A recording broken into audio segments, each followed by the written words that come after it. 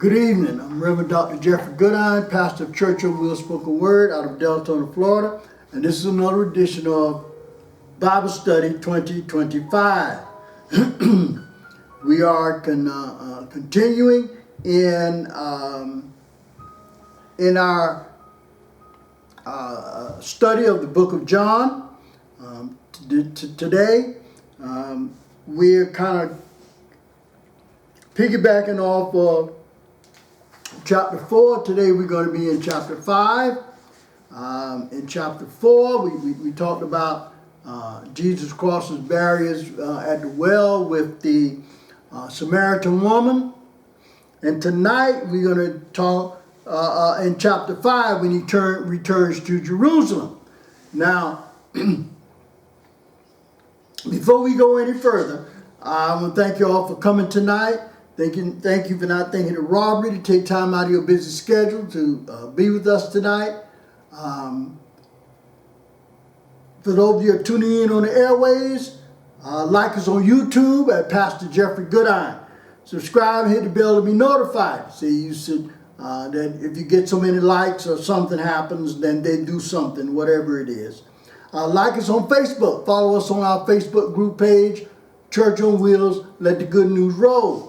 Facebook Live, Jeffrey Goodine. X, which is formerly Twitter, at Goodine Jeffrey.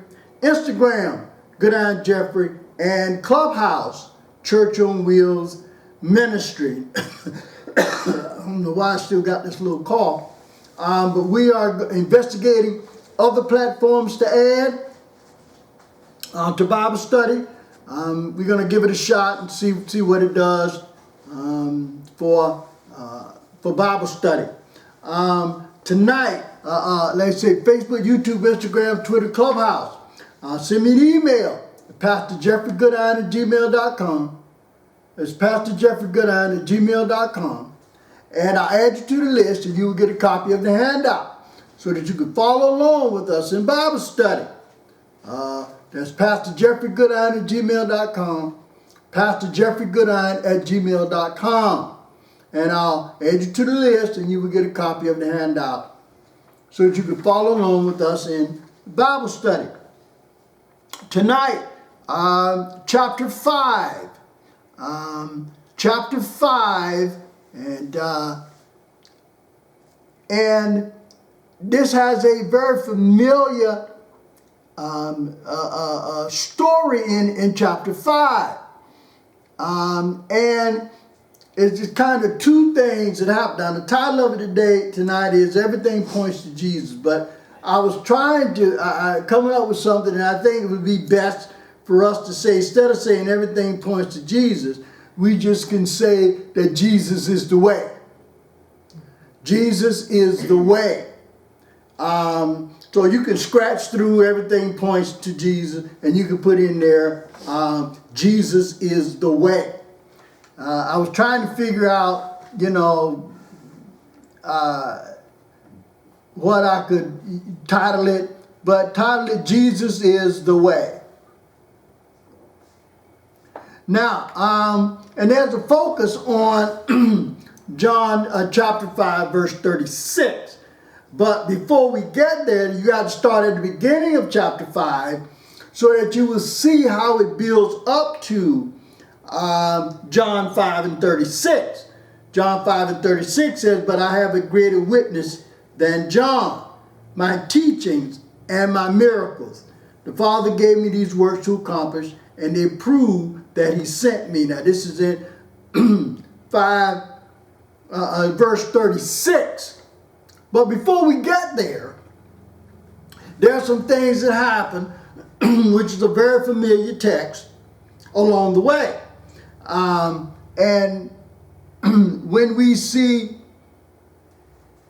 John chapter 5, if you have your Bibles or your electronic device, John chapter 5, and we started at verse 1, and you see, and I'm reading from the King James Version. Today I'm reading from the King James Version. "After this there was a feast of the Jews, and Jesus went up to Jerusalem. Now there was at Jerusalem by the sheep market a pool, which is called in the Hebrew tongue Bethesda, having 5 porches. In these lay a great multitude of impotent folk, of blind, halt, withered, waiting for the movement of the water. For an angel went down at a certain season into the pool and troubled the water. Whosoever then first, after the troubling of the water, stepped in, was made whole of whatsoever disease he had. So you see here, he passed this pool of Bethesda, and this pool had some kind of significance. Significance was that they believed that that during the holy time at a certain season, that an angel came down and troubled the water, stirred the water, I guess, however you want to look at it. And it is believed that the first person that steps into the pool after the troubling of the water, they would be healed. Now, that's why it says that there was a great multitude of people hanging around, waiting for the troubling of the water, so that they could be healed. So, in our handout for tonight, Jesus returned to Jerusalem to observe the holy days at the temple. While he was there, he passed the pool of Bethesda, a place of hope and despair. Now, the pool of Bethesda, hope and despair, all at the same time. You had people there that were waiting for the troubling of the water, so they could be the first to get in. That was hope. But what if you were staying there and waiting, and then you weren't the first one? So now you had to stay there until they came again, hoping that you would be the first one to get in the pool. So you had hope and despair. And the hope is all of the people that were there. The waters of the pool seemed to have a healing effect. Many people believe that an angel occasionally came down to stir the waters. And the first person who entered the pool after the waters had been stirred would be cured of their ailment. And then you see in verse 3 that impotent folk, the blind, the halt, the withered, waiting for the movement of the water. So you had a lot of hope there, but you had a whole lot of despair. So that explains why crowds of sick, blind, disabled, and paralyzed people gathered on the 5 porches that surrounded the pool. They each hoped for a miracle, a miraculous healing. That's the hope. That's the hope. Is that they all hope for a miraculous healing. So, in other words, they were staying probably staying down there by the pool, waiting to see the waters get stirred. And once the waters get stirred, then they would have to be the first one in, and the first one in would be healed. And those that missed being first, they just stayed there. That was the despair. So you see, at this place of healing, there is hope and despair. Like with Jesus, there's hope and despair. And so they were waiting. And then in verse 5, it says, and a certain man was there, which had an infirmity 38 years. Now they say that he was sick for 38 years. 38 years. So now the Bible doesn't say, why is this? Why is this? Bible doesn't say that he was out there for 38 years, but they say he was sick for 38 years. But if there were the 5 porches, he could have been laying out there for a long time. Now, he said when Jesus saw him lie, he knew that he had been now a long time in that case. He saith unto him, and I want you to understand what he said, wilt thou be made whole? Will thou be made whole? He's asking him to believe that he will be made whole. That he got to believe that if he could get into the water, he would be made whole. So you see that sometimes we have to believe that we can be healed. See, if we don't believe that we can be healed, then we're not. If we don't believe that we can be healed, if you don't believe that the drugs you're taking going to heal you, what's the sense of taking them? Well, I mean, what's the sense of taking them if you don't believe that they have any effect over you? It's mind over matter. If I believe that I'm healed, then I'm healed. But here he asked the man, wilt thou be made whole? Jesus is saying that, you know, do you believe that you can be healed? Do you believe that you could ever be healed? And that's a part of our problem. Sometimes our problem is we don't believe that we can be healed. We don't believe that we can be delivered. We don't believe this.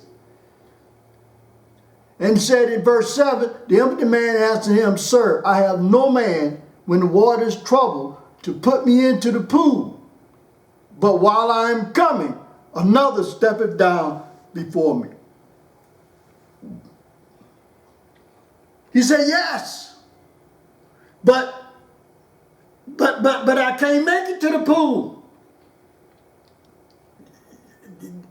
Somebody stepping over me. And I can't make it. I want to be made whole, but there's some circumstances beyond my control.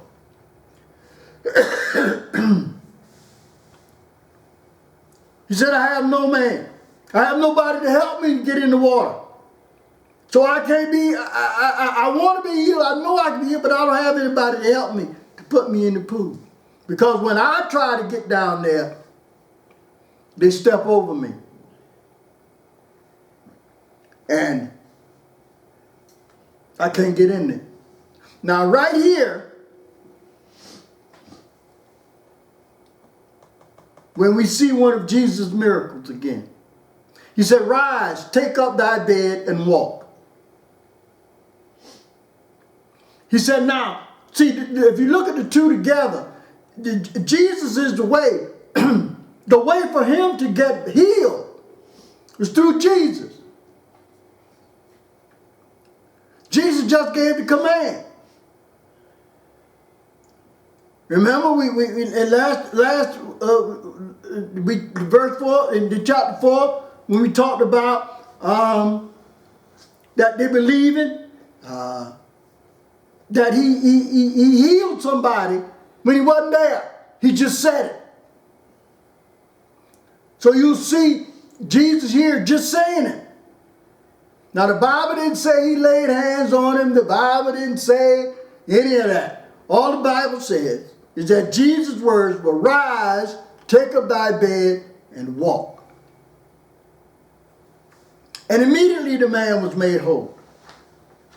And he took up his bed and walked, and on the same day was the Sabbath. Now, think about it for a moment. What made him whole?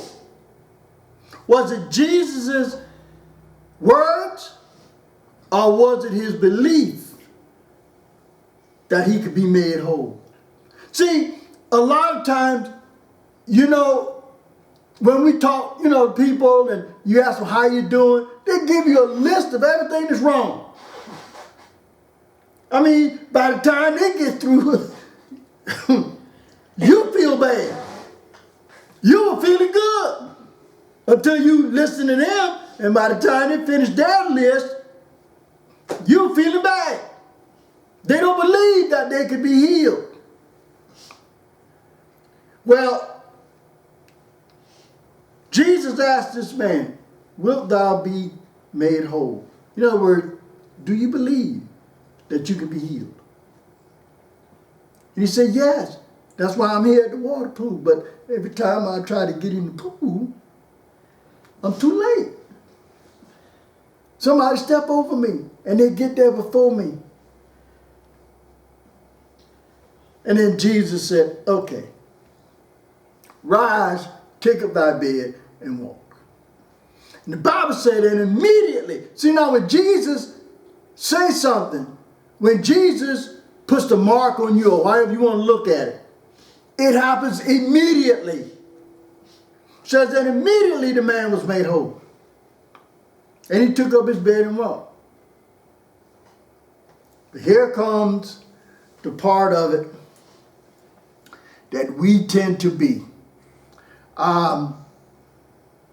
With one sentence in verse 8, stand up, pick up your mat and walk. Jesus changed his life forever. Jesus can change your life forever. Why? Because he's the way. He said it changed his life forever. The man was healed instantly. He picked up his mat and walked away. And he was questioned later by the Jewish religious leaders.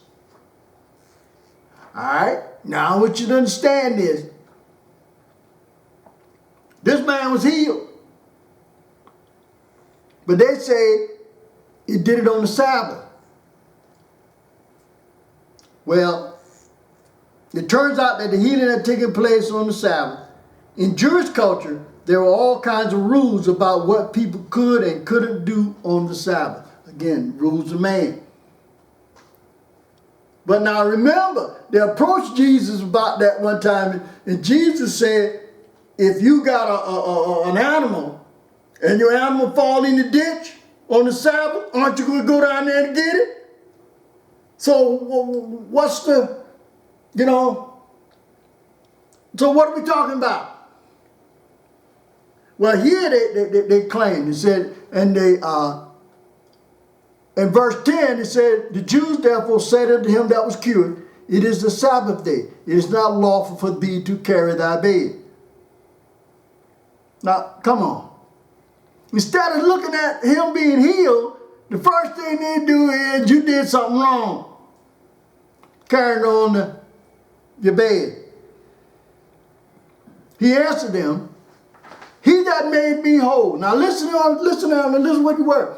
He that made me whole. He believed that Jesus made him whole. Jesus made him whole. Why? Because of his belief that he could be made whole. See, he said, Jesus made me whole. But Jesus said, do you believe that you could be made whole? See, in order for Jesus to work, you got to believe. You got to believe. And if you don't believe that Jesus can heal you, then I don't know. I don't know. If you don't believe it, but he made sure, he asked him, do you think you could be made whole? Do you think you could be healed? And he said, yes. But he had his faith in what? In the water. In the pool. He believed so that if I could just get into this pool, when the angel come down and stir the water, if I could just get in this pool, I'll be made whole. That was his belief. That was his belief. Just like everybody else that was there.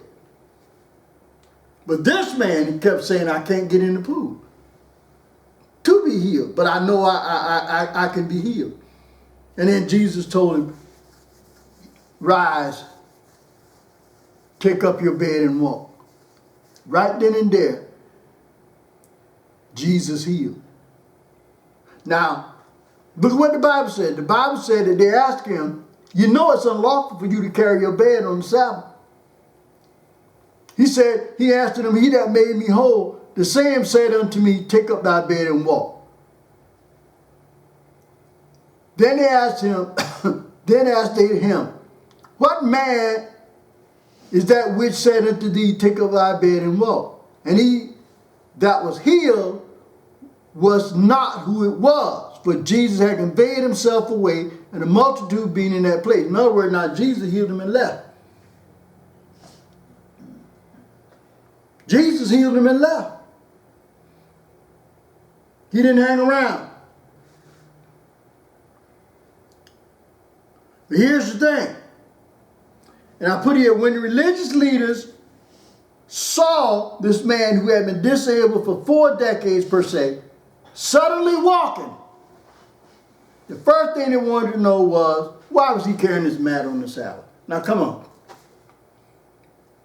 Think about it. Instead of showing, compassion and all of that, first thing out of their mouth is, why you carrying your bed on the Sabbath? Like his healing meant nothing. It was, he didn't do the right thing, which was, he didn't obey the Sabbath law that we made. He didn't obey the laws that we made. Because we said on the Sabbath, you can't carry your bed on the Sabbath.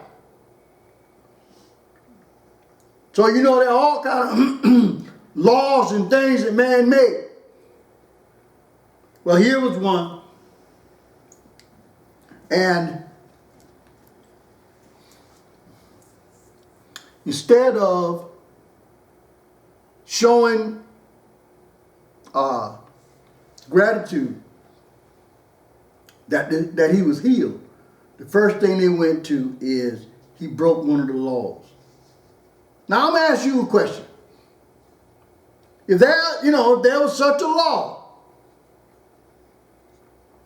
that you couldn't carry your bed on the Sabbath, and Jesus healed you, and he told you to get up and take your bed and walk, would you get up and take your bed and walk? Or would you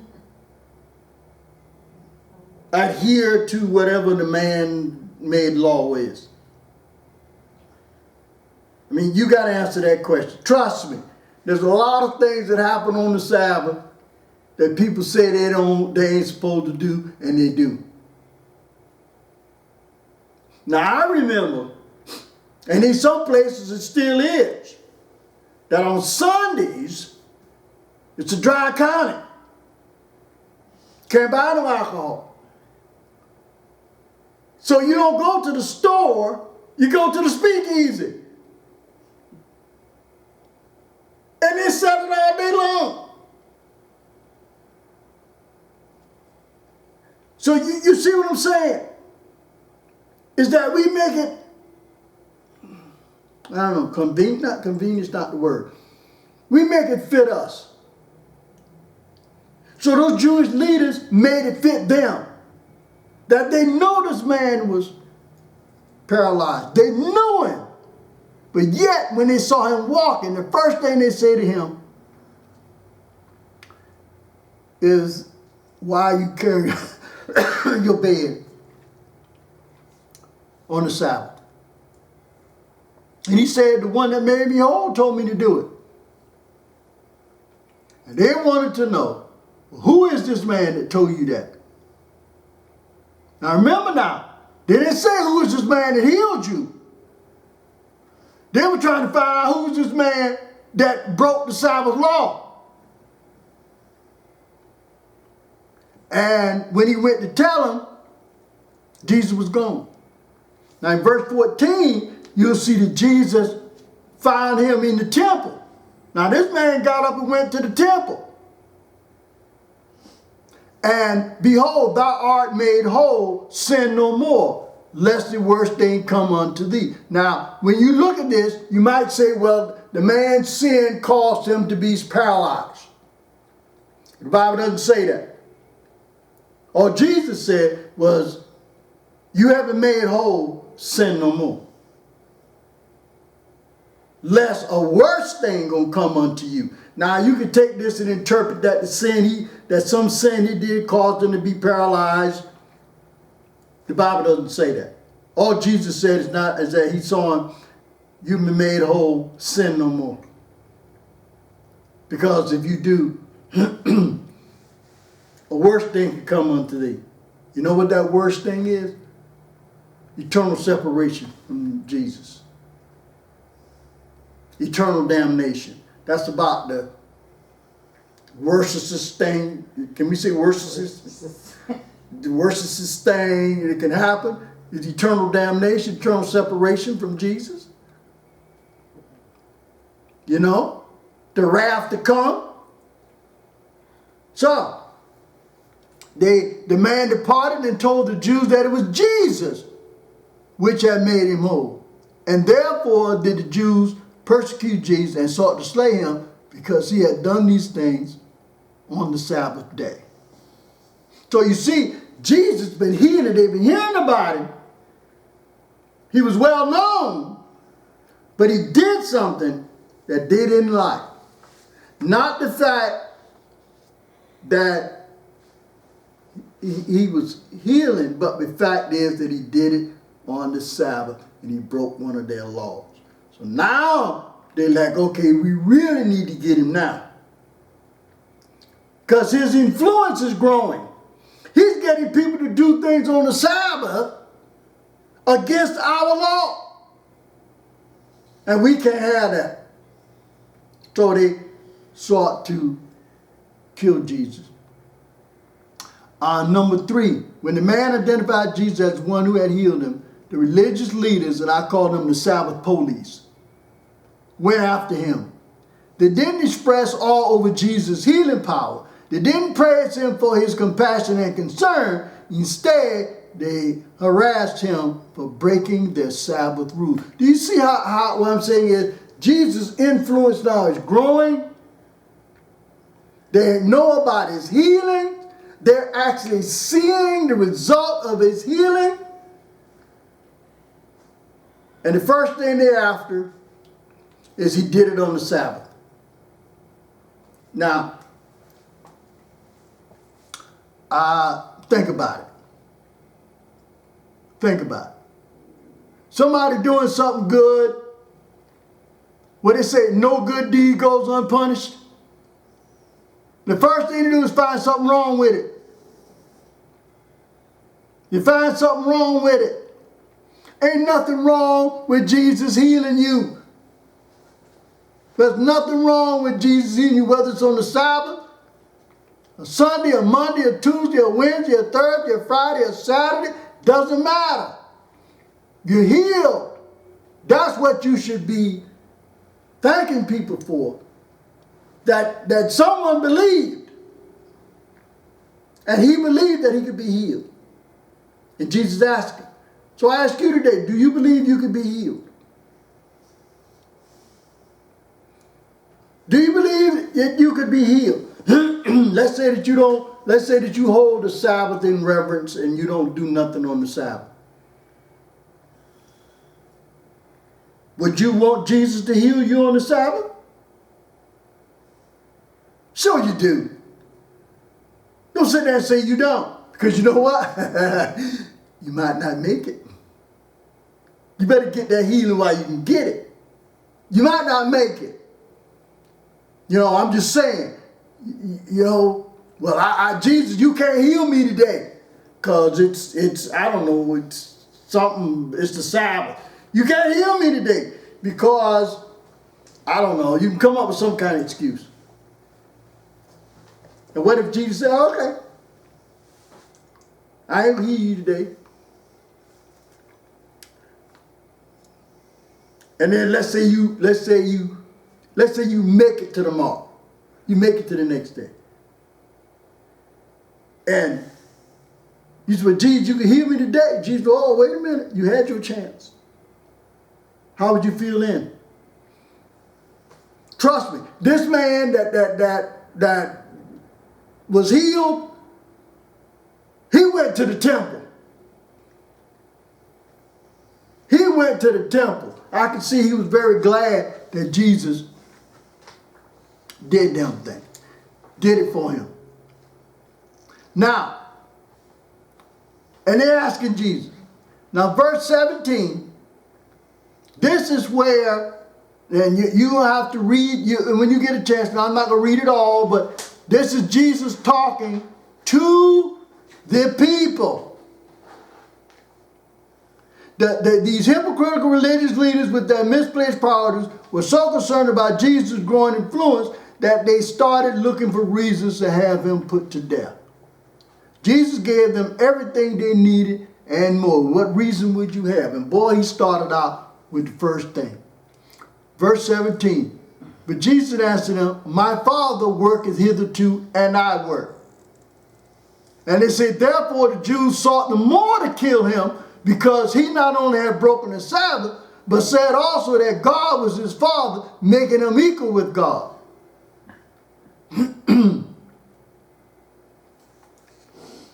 Equal to him. He referred to God as my Father, which was the same as calling himself equal with God. He pointed out that everything he said and did have God's blessing. That meant his words were God's truth. He claimed the power of judgment over everyone.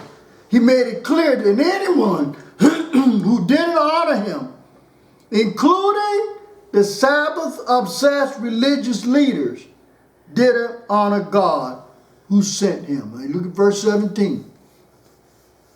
He said, but Jesus answered him, my Father worketh hitherto, which is now, and I work.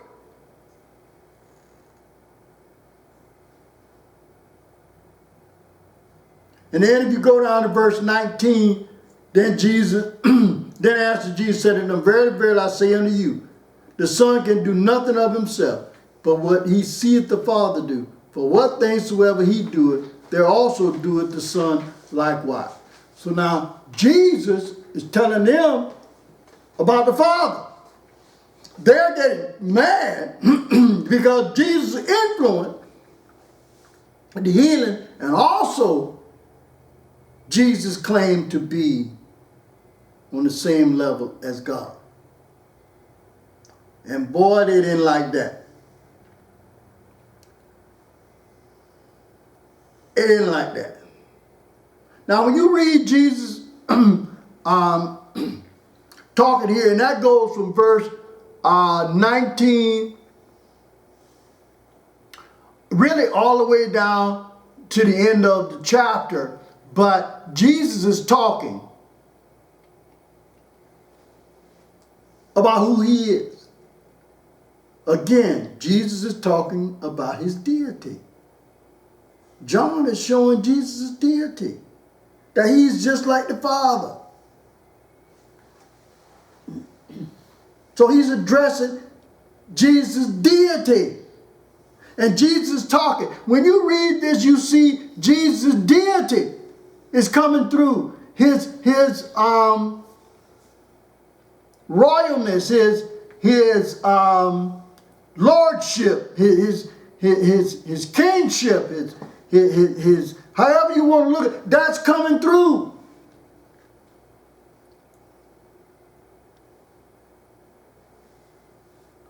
And he's talking about himself.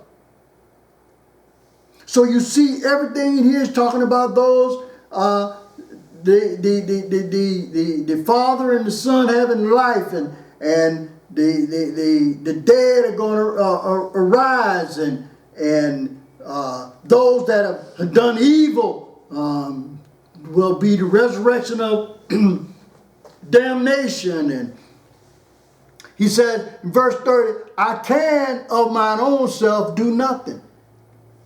As I hear, I judge, and my judgment is just, because I seek not mine own will, but the will of the Father which has sent me.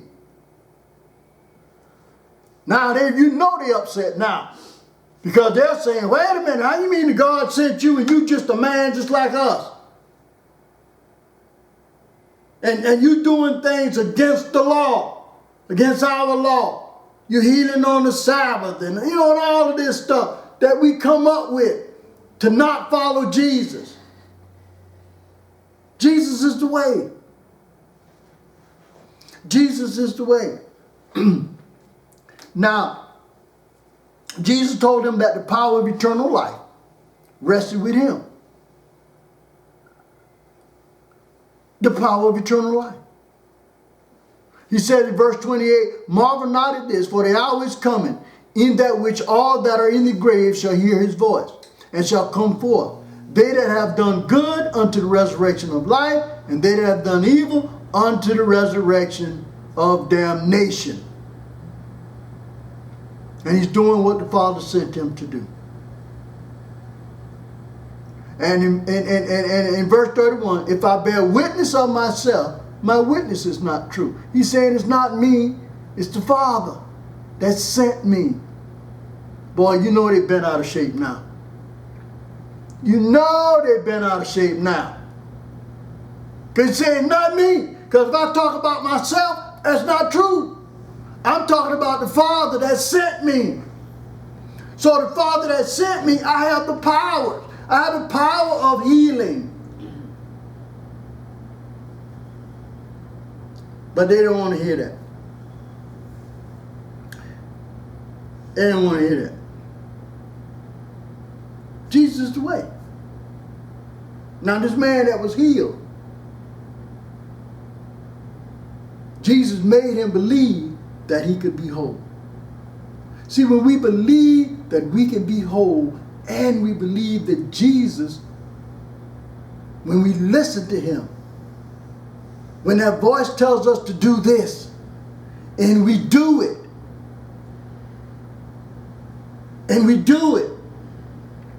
look at what happens. See, this guy paralyzed 38 years. All Jesus said to him was, do you think you could be made whole?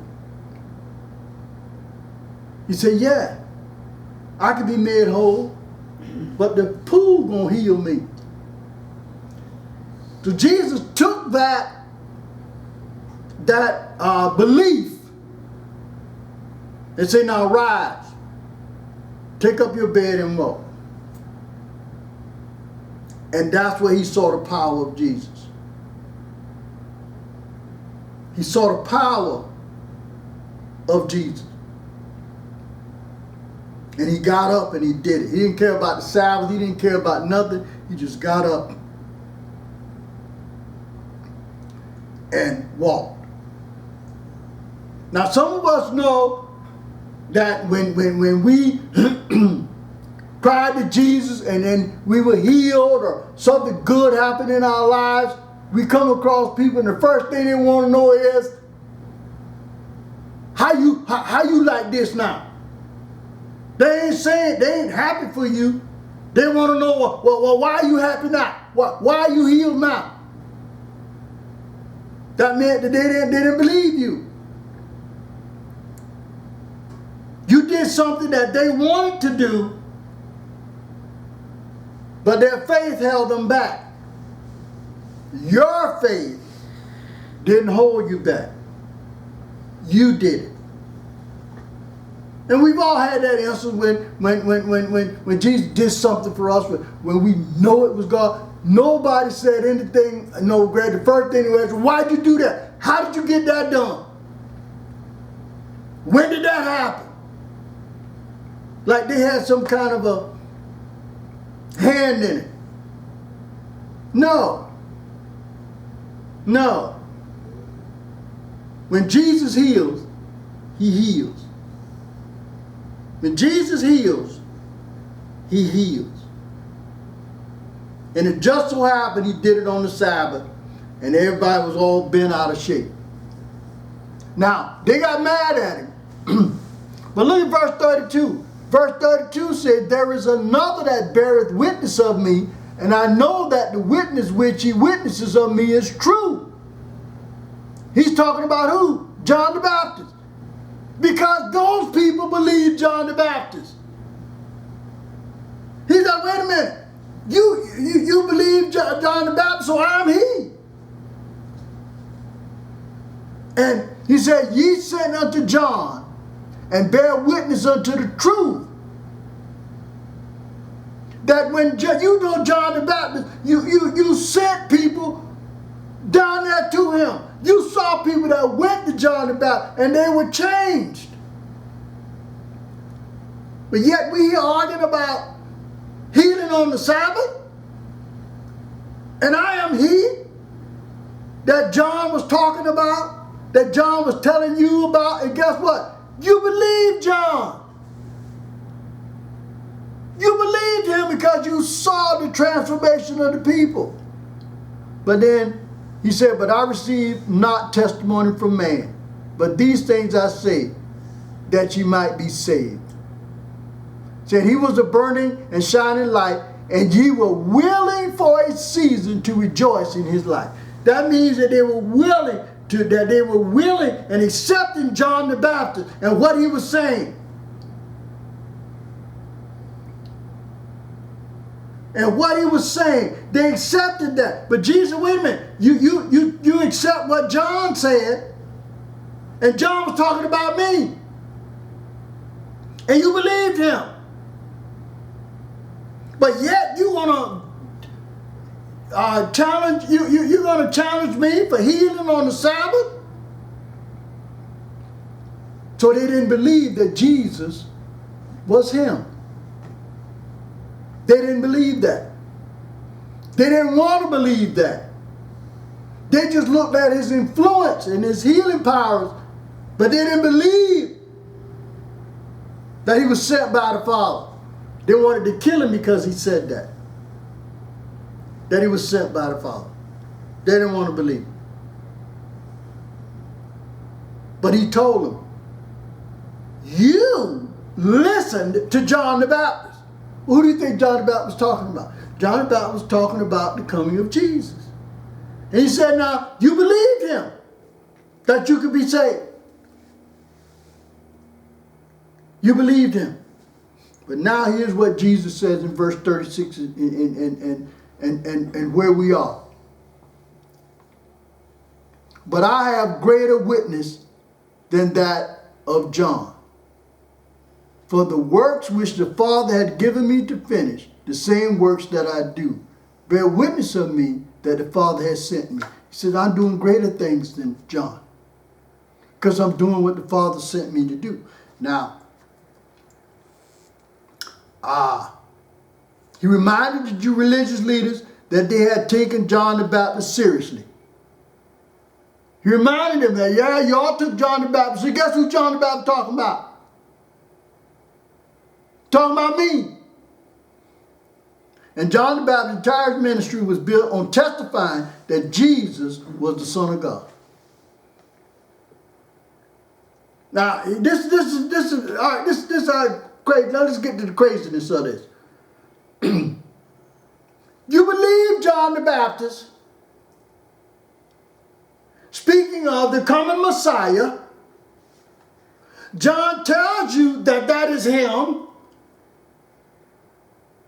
And you hear and see his miracles, and yet you don't accept him.